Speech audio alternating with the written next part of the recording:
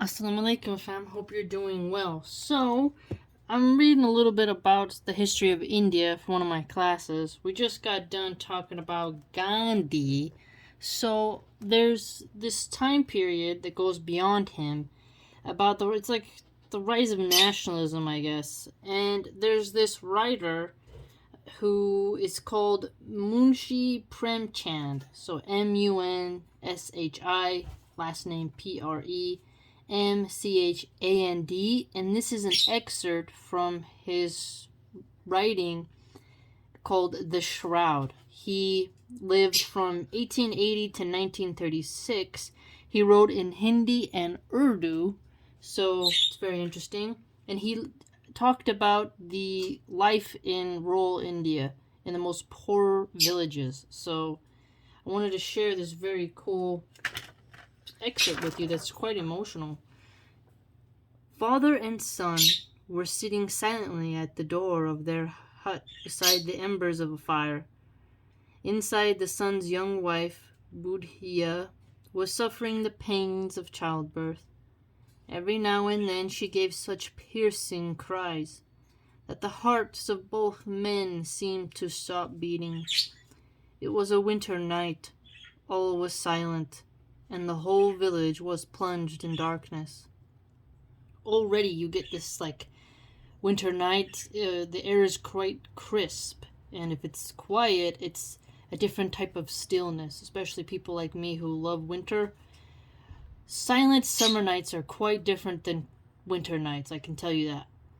And it says, everyone's in darkness, so a cold, quiet, beautifully blanketed dark sky. Gisu said, "She may be dying. We've been out chasing around all day. You ought to go in now and see how she is."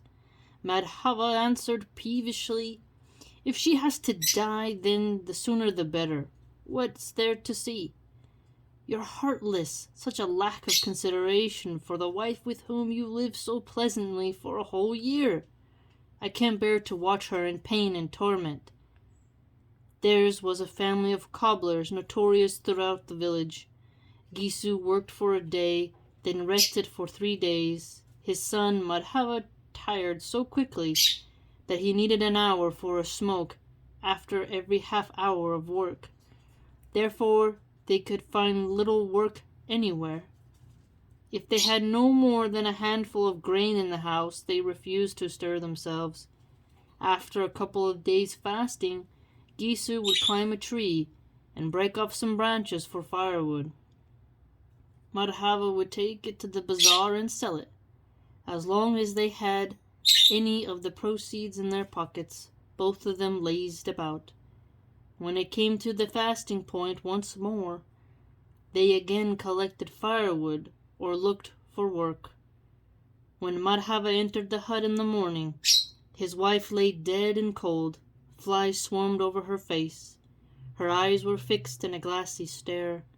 Her whole body was covered with dust. The child had died in the womb.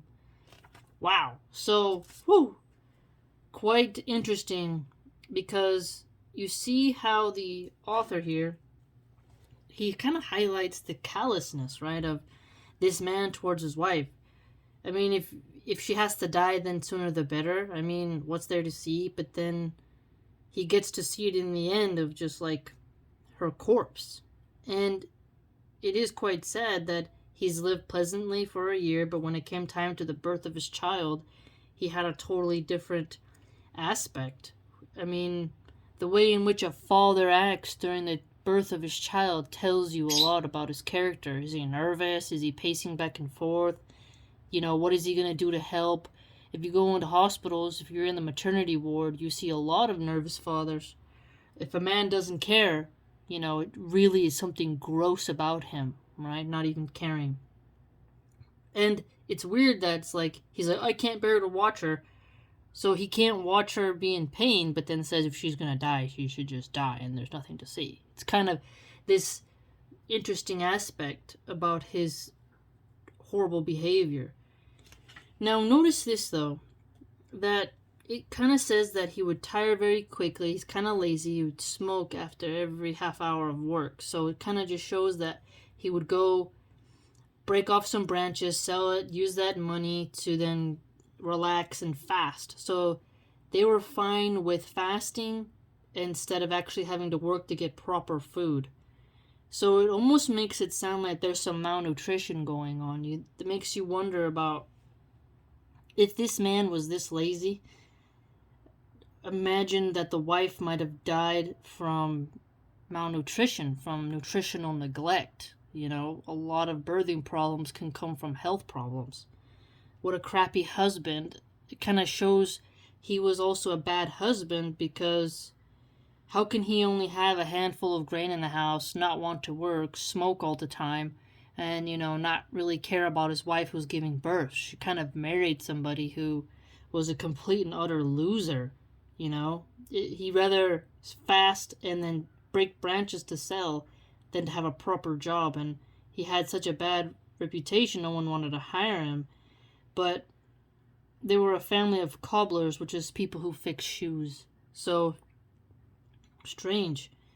I mean, really quite sad. It's very grim, isn't it? The piercing cries of childbirth back in those days, you know, was quite different. Today we have epidurals, and women have a lot more options for pain.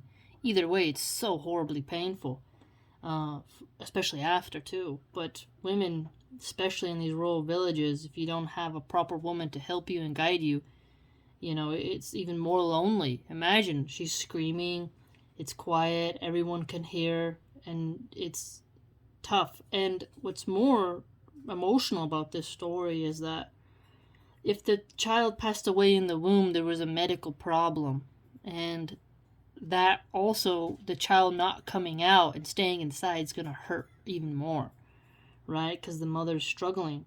So the piercing cries reflect even more so of her pain, not just of regular childbirth, but of medical complications. And if you think about it, it's like she's crying, you know, for multiple reasons. It's like you can take that and look at it. It's like she's got a terrible husband, not a lot of food in the home, and she died alone with her little one inside her body. And then the only company that was with her was the flies who covered her face. Wow!